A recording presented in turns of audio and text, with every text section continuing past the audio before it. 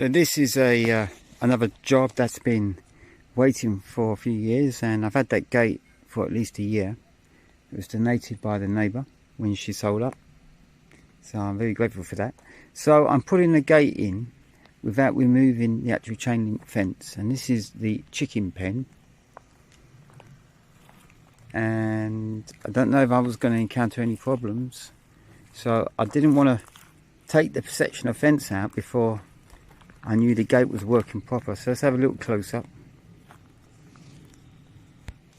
So first things first, you can see the gate is actually behind the chain link, and I'll give it a little push.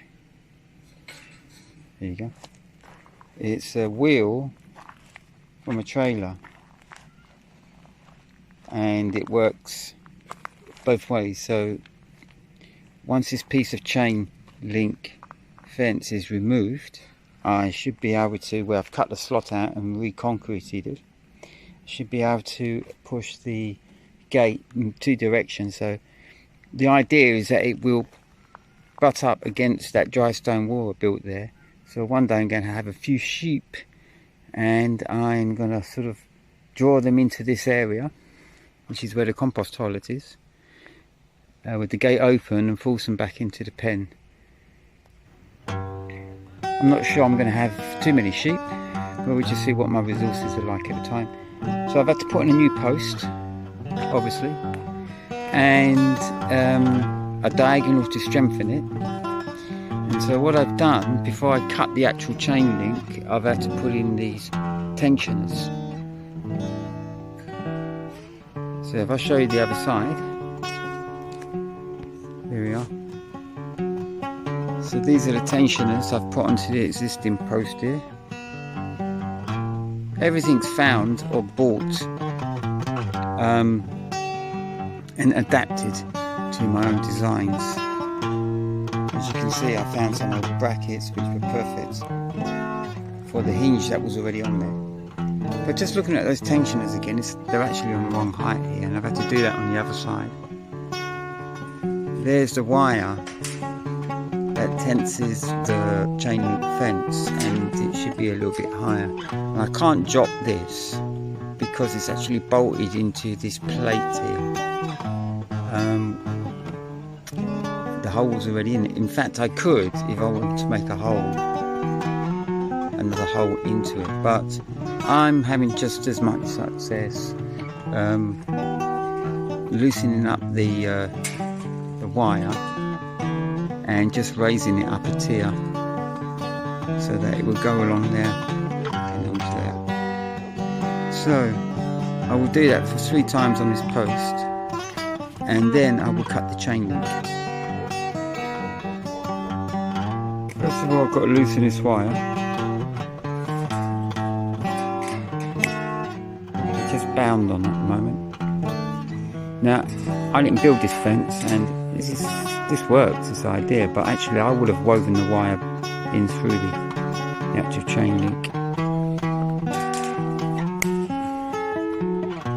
So I have to take the wire off. There we are.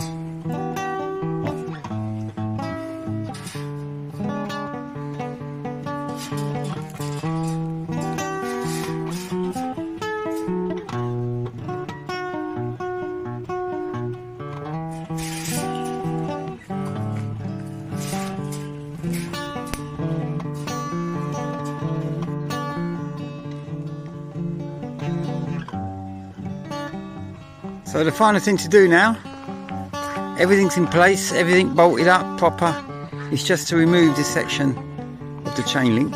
So I'm going to cut it out. We'll see how we do it.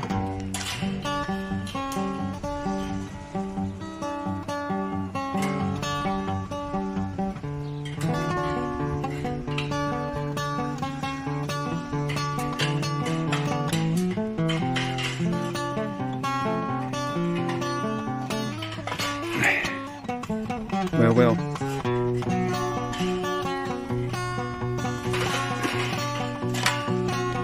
I'm going on to my right hand.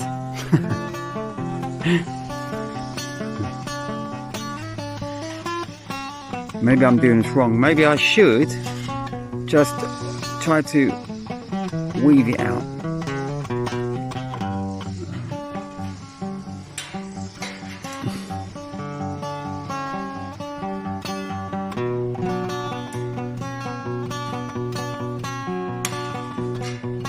Well, it's a good thing that I didn't do too much damage there, because I was taking off the wrong side, would you believe it? So I'm going to do now this side.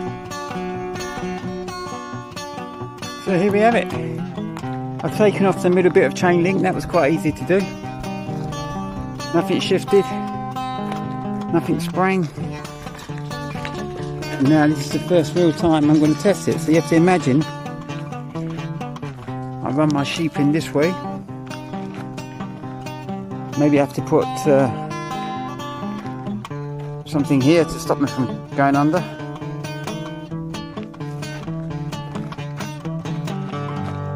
After I've driven them through this little cul-de-sac, and then I close up behind me. But you know, just as a that eventually wear a path there, you know, just as a way in and out.